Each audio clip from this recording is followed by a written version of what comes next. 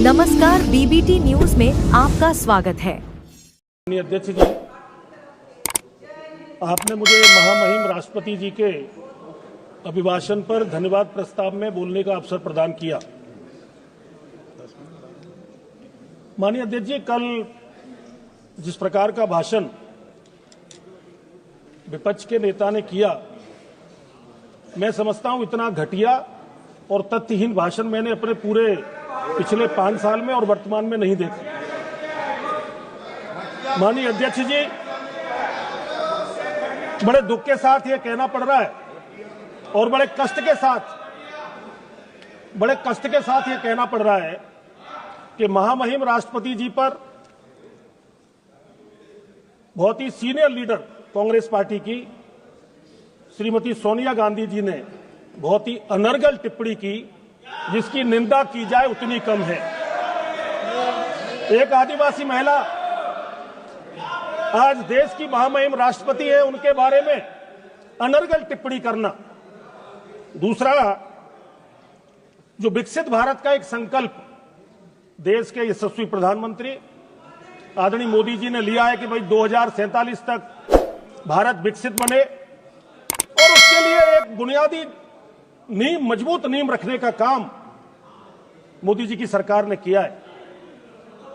माननीय अध्यक्ष जी, मैं आपकी जानकारी में यह लाना चाहता हूं कि अभी जो विपक्ष के नेता ने कल जो भाषण किया, उसमें उन्होंने एक शब्द प्रयोग किया, लॉन्ड्री लिस्ट। हम देश के भविष्य के लिए काम कर रहे हैं, हम देश को आगे बढ़ाने के लिए काम कर रहे हैं, भारत मजबूत बने इसके लिए काम कर रहे हैं। अनेक सारी योजनाएं माननीय मोदी जी दे रहे हैं, लगातार भारत आगे बढ़ता चला जा रहा है। और विपक्ष के नेता, हम तो समझते थे कि ये जो बालक बुद्धि कहलाते थे, शायद अब एलओपी बनकर कुछ शायद उनमें सुधार आया होगा, बुद्धि को श्रेष्ठ हुई होगी। लेकिन बड़ा दुर्भाग्य है कि इस तरह का विपक्ष का नेता, जिनको शब्दावली का नहीं पता कि वो शब्दावली का क्या प्रयोग कर रहे हैं।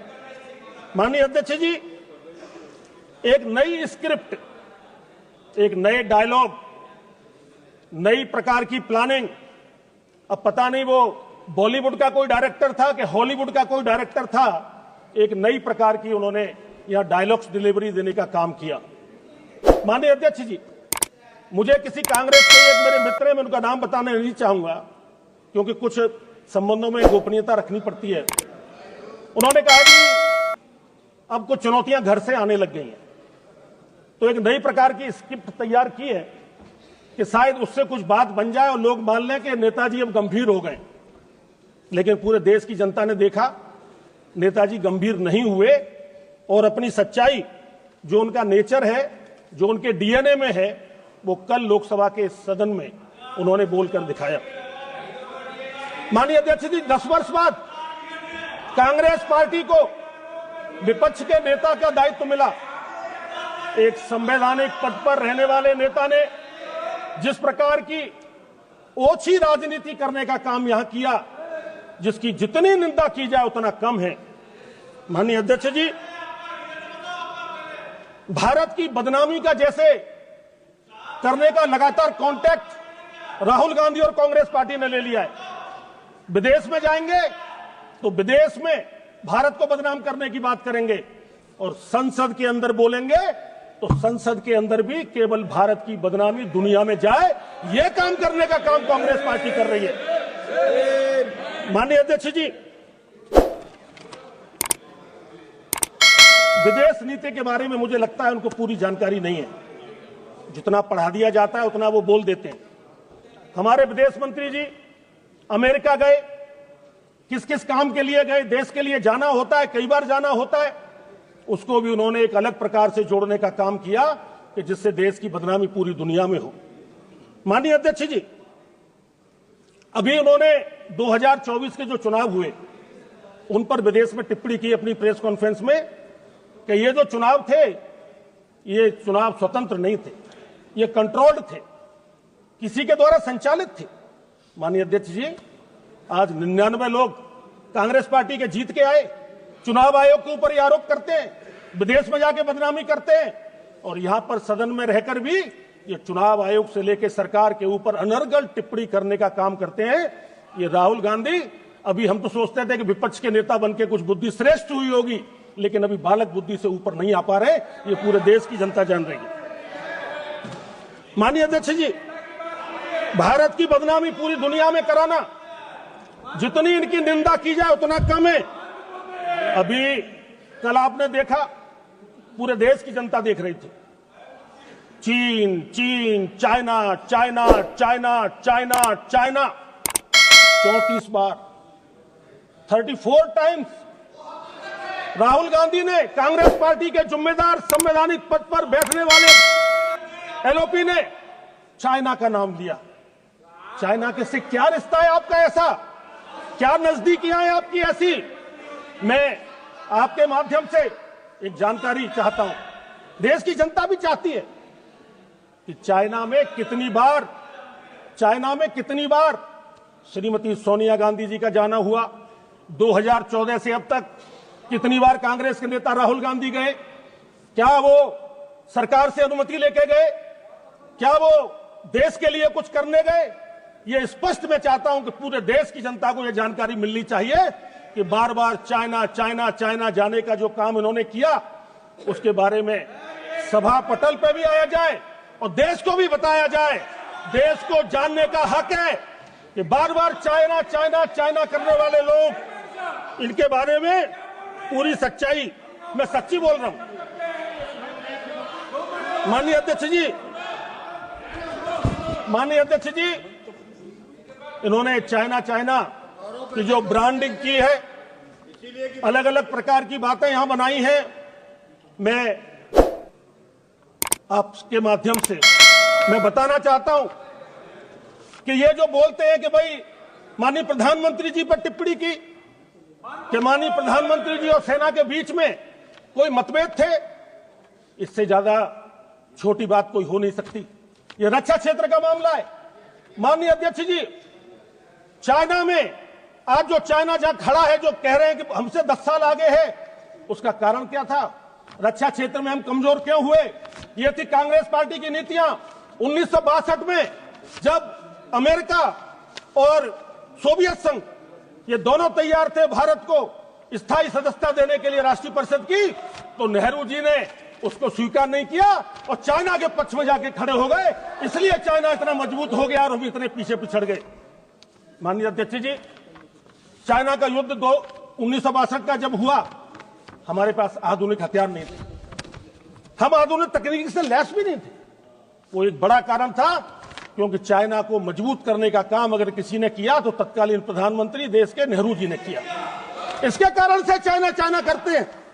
माननीय अध्यक्ष जी, मैं आपको एक बात के बारे में और जानकारी देना चाहता हूं कि 1950 के दशक में ये जो नेहरू जी ने गलती की, उसका परिणाम है कि आज हम आधुनिक जी, गुटनिरपेक्ष आंदोलन, वो अहिंसा की नीति पर ध्यान देने वाले नेहरू जी ने भारत को सशक्त नहीं बनने दिया। इसके लिए नेहरू जी को सीधी जिम्मेदार ठहराया जा सकता है। आपको याद होगा माननीय अध्यक्ष जी, कश्मीर के अंदर जो वहां के राजा थे हरि सिंह जी, वो भारत में विलय करना चाहते थे कश्मीर का। पाकिस्तान के कवालियों ने उस समय पर हमारे सेना पर हमला किया, हमारे सैनिकों ने आगे बढ़े और नेहरू जी ने क्या किया? नेहरू जी ने यूएन चले गए और यूएन से युद्ध विराम की घोषणा करा दी, जिसके कारण से युद्ध विराम की घोषणा करा दी, जिसके कारण से आज पीओके हमारे पास नहीं है, पीओके। और लेकिन मैं आने वाले समय में दावे से कह सकता हूं, एक दिन आएगा जब पीओके भी भारत का हिस्सा होगा और देश के प्रधानमंत्री नरेंद्र मोदी जी के नेतृत्व में होगा। मैं आपसे ये दावे से कह सकता हूं। माननीय अध्यक्ष जी, अभी ये संविधान की बातें उन्होंने बहुत की हैं, संविधान पर बहुत चर्चा की है। संविधान के बारे में मैं ये बताना चाहता हूं कि संविधान में जो मतभेद थे वो बाबा साहब भीमराव अंबेडकर और नेहरू जी के बीच में हुए थे। बाबा साहब भीमराव अंबेडकर ने परेशान होकर कांग्रेस की नीतियों से त्रस्त होकर मंत्रालय से इस्तीफा दिया और उसके में लिखा क्या? उन्होंने लिखा कि कांग्रेस के द्वारा दलितों के कल्याण की कोई आशा नहीं की जा सकती। यह कांग्रेस पार्टी का चेहरा है, यह दलित विरोधी चेहरा कांग्रेस पार्टी का। और यहां पर वो दिखाते हैं, संविधान को लेके आते हैं, जेब में रख के लेके आते हैं। अरे संविधान की मान सम्मान सुरक्षा रक्षा करने का काम इस तरह नहीं होता, इस प्रकार से नहीं चलेगा जी। आप संविधान की दुहाई देते हो लेकिन संविधान की रक्षा करने का काम नहीं करते। माननीय अध्यक्ष जी, साहबानों का प्रकरण सबको मालूम है, इंदिरा जी के चुनाव का समय सबको मालूम है, 75 से 77 तक की इमरजेंसी सबको मालूम है। क्या क्या तुष्टीकरण के लिए इन्होंने नहीं किया, ये पूरे देश की जनता माननीय अध्यक्ष जी जानती है। माननीय अध्यक्ष जी, मैं आपकी जानकारी में लाना चाहता हूं कि चाइना के बारे में जितनी ज्यादा ये बातें करते हैं, आज पूरे देश में चर्चा है। भाई राहुल गांधी को क्या हो गया है, कांग्रेस पार्टी को क्या हो गया है, चाइना की इतनी बातें कर रहे हैं। इसी प्रकार से माननीय अध्यक्ष जी, मैं आपकी जानकारी में देना चाहता हूं, आपके माध्यम से पूरे देश की जनता इस पक्ष को सुन भी रही है कि मनमोहन सिंह जी की सरकार में एक ऑर्डिनेंस लेके आई थी गवर्नमेंट, यही पार्लियामेंट के अंदर राहुल गांधी ने सरकार को छोटा समझा और अपने आप को बड़ा समझा। उस पूरे ऑर्डिनेंस को फाड़ने का काम इसी पार्लियामेंट के अंदर किया और सार्वजनिक मंचों पर भी उसने किया, प्रेस कॉन्फ्रेंस में भी किया, सब जगह ऑर्डिनेंस को फाड़ने का काम किया। क्या था ये, संविधान का सम्मान था क्या? माननीय अध्यक्ष जी, मुझे एक बात को कहते हुए बड़ा कष्ट हो रहा है, मैं बड़े दुखी मन से कह रहा हूं। राहुल गांधी ने माननीय प्रधानमंत्री जी के ऊपर बड़ी छोटी टिप्पणी की, बड़ी हल्की टिप्पणी की जो नहीं करनी चाहिए थी। उन्होंने कहा प्रधानमंत्री मुंह नीचा कर रहे हैं, ये रिकॉर्ड में है। उन्होंने कहा प्रधानमंत्री जी मुंह नीचा कर रहे हैं। माननीय अध्यक्ष जी, मुंह नीचा करने का, चेहरा छुपाने का, कंधे झुका के चलने का, सिर झुका के चलने का पाप कांग्रेस पार्टी ने किया है। हमारे प्रधानमंत्री मोदी जी ने तो सीना चौड़ा कर 56 इंच का सीना लेकर पूरे देश को दुनिया के अंदर मजबूत स्थापित करने का काम किया है। कांग्रेस पार्टी को इसके लिए माफी मांगनी चाहिए, जिस प्रकार प्रधानमंत्री जी पर अनर्गल टिप्पणी करने का काम किया, और राहुल गांधी को भी इसके लिए माफी मांगनी चाहिए। माननीय अध्यक्ष जी, मैं एक और महत्वपूर्ण बात आपसे कहना चाहता हूं। आरएसएस, राष्ट्रीय स्वयंसेवक संघ, पूज्य संचालक आदरणीय मोहन भागवत जी, उनके बारे में भी अनर्गल टिप्पणी करने का काम यहां किया गया। माननीय अध्यक्ष जी, ये क्या जाने संघ के बारे में। आज संघ दुनिया की सबसे बड़ी गैर राजनीतिक शक्ति है। आज संघ है जो देश का निर्माण भी करती है, आज संघ है जो समाज का निर्माण भी करती है, देश को आगे बढ़ाने का काम करती है। और जब भी कोई आपदा आती है तो उस आपदा में भूकंप आए, आपदा आए, कोई भी आए, कुछ भी घटनाएं घटती हैं, तो राष्ट्रीय स्वयंसेवक संघ का स्वयंसेवक आगे निकल के जाता है और समाज की सेवा करने का काम करता है। यह राष्ट्रीय स्वयंसेवक। अरे संघ को समझना चाहते हो, जाइए संघ में, शाखा में जाइए। माननीय अध्यक्ष जी, मैं अपनी बात को और आगे बढ़ाते हुए आपसे मैं ये कहना चाहता हूं कि देश के पूर्व प्रधानमंत्री भारत रत्न श्री अटल बिहारी वाजपेयी, वो भी संघ के प्रचारक थे, स्वयंसेवक थे। और बड़े गर्व के साथ मैं कहना चाहता हूं कि आज भी देश के प्रधानमंत्री श्री नरेंद्र मोदी जी, वो भी राष्ट्रीय स्वयंसेवक संघ के एक स्वयंसेवक और प्रचारक के रूप में उन्होंने अपने जीवन में काम किया है। माननीय अध्यक्ष जी, मैं एक 2-3 बातें कहकर अपनी बात को पूरी करूंगा। अभी ये कांग्रेस पार्टी थी जिन्होंने संघ के ऊपर प्रतिबंध लगाया, एक बार नहीं 4-4 बार लगाया।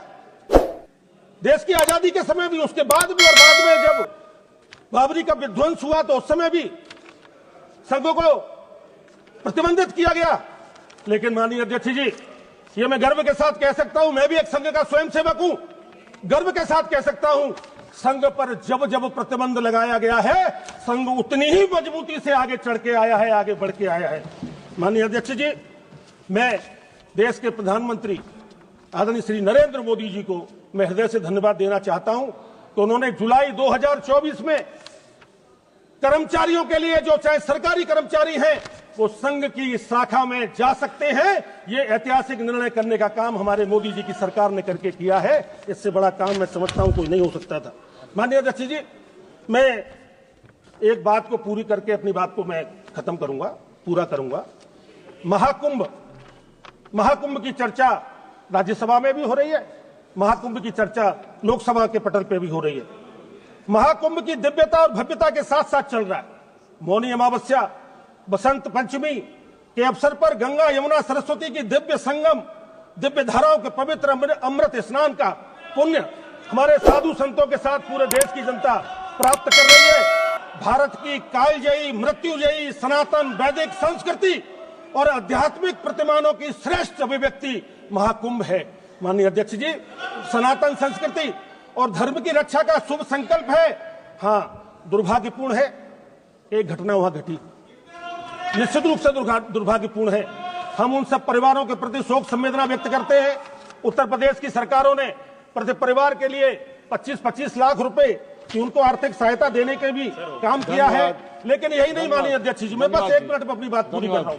यही नहीं, इससे पहले भी घटना कोई भी या दुर्भाग्यपूर्ण हो सकती है, लेकिन जिस प्रकार से कांग्रेस समाजवादी पार्टी की राज्यसभा की सांसद श्रीमती जया बच्चन, जो प्रयागराज की बहू भी हैं जहां पर कुंभ चल रहा है, उन्होंने कितना घटिया इस तरह का बयान दिया कि कुंभ के हमारे गंगा जमुना सरस्वती के संगम में लाशें जा रही हैं, कैसे वहां लोग स्नान कर रहे हैं। धन्यवाद। कौन सी सोच है? धन्यवाद। ये सनातन विरोधी सोच कहां से आ गई? माननीय अध्यक्ष जी, इससे पहले भी 1986 में, 2013 में अनेक बार भी इस प्रकार की घटनाएं हुई है।